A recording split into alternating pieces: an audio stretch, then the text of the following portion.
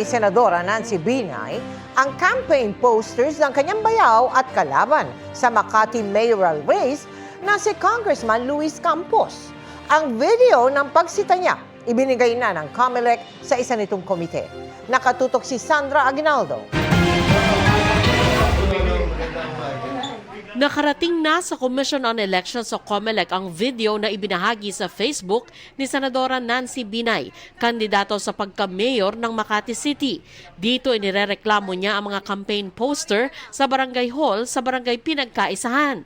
Ang mga poster ay kay Makati Representative Luis Campos, bayaw niya at kalaban sa pagka-alkalde. Bakit nandito to?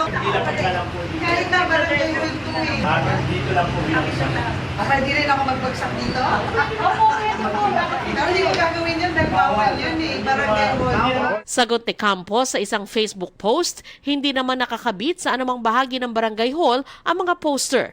Nakatupi at nakasalansan daw ito ng maayos sa ibabaw ng mesa para pwedeng kumuha ang mga residente upang ikabit sa kanilang mga bahay. Kaya anya, kailangan pa itong bulat-latin ni Binay. Sa video ni Binay, may babala rin ito sa mga taga-barangay hall. Pasensyahan na tayo kung kailangan may kasuhan kami dahil sa mali. Sorry na lang.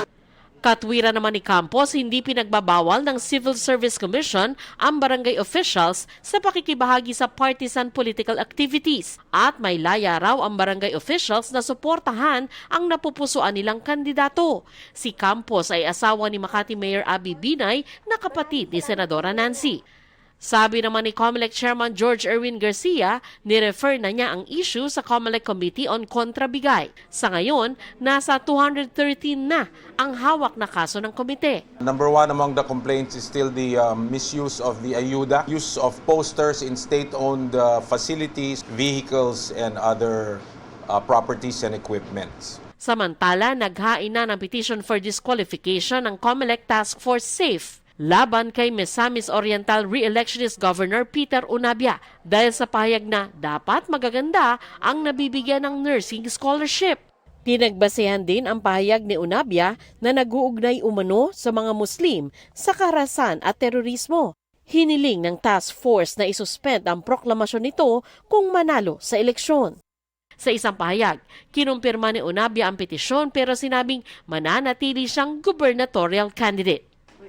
Para sa GMA Integrated News, Sandra Aguinaldo, Nakatutok, 24 Oras.